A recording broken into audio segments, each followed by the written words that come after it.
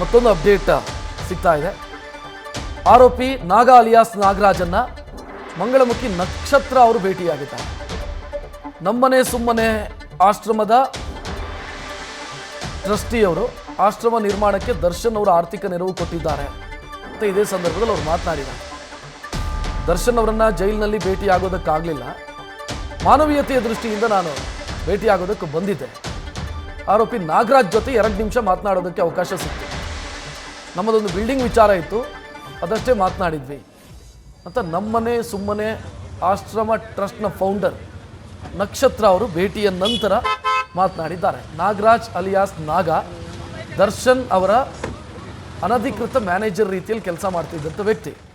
ಈತನೂ ಕೂಡ ಈ ಕೇಸ್ನಲ್ಲಿ ಅರೆಸ್ಟ್ ಆಗಿ ಜೈಲು ಸೇರಿರೋದು. ಆತನನ್ನ ನಕ್ಷತ್ರ ಅವರು ಭೇಟಿಯಾಗಿದ್ದಾರೆ.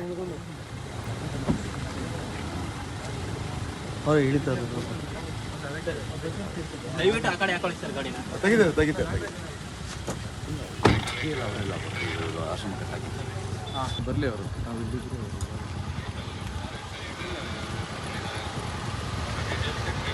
ಯಾರಣ್ಣ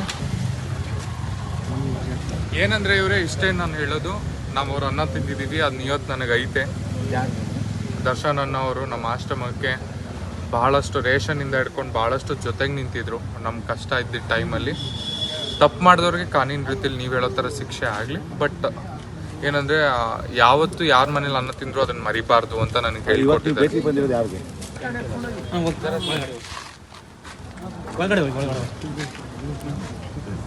ಜರ ಜನ ನೋಡಿ, ಕಾನೂನು ರೀತಿಯಲ್ಲಿ ತಪ್ಪು ಮಾಡಿದರೆ ಶಿಕ್ಷೆ ಆಗಲಿ, ಕಾನೂನು ರೀತಿಯಲ್ಲಿ ತಪ್ಪು ಮಾಡಿದರೆ ಶಿಕ್ಷೆ ಆಗಲಿ. ಬಟ್ ನಾವು ಅವ್ರ ಅನ್ನ ತಿಂದಿದ್ದೀವಿ. ನಾನು ಒಬ್ಳೆಲ್ಲ ನಮ್ಮ ಆಶ್ರಮದಲ್ಲಿರೋರು ಅವ್ರ ಅನ್ನ ತಿಂದಿದ್ದೀವಿ. ನಮ್ಮನೆ ಸುಮ್ಮನೆ.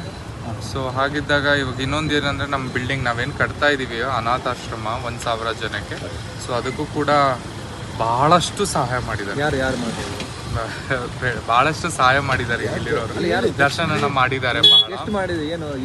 ಇಲ್ಲ ಇವಾಗ ಅದು ಬೇಡ, ಇವ್ರೆ ಏನ್ ಮಾಡಿದ್ದಾರೆ ಎತ್ತ ಮಾಡಿದ್ದಾರೆ ಬೇಡ, ಮಾಡಿದ್ದಾರೆ. ನ್ಯೂಸ್ ಫಸ್ಟ್ ನಿರ್ಭೀತಿಯಿಂದ ನಿಮ್ಮ ಪರವಾಗಿ.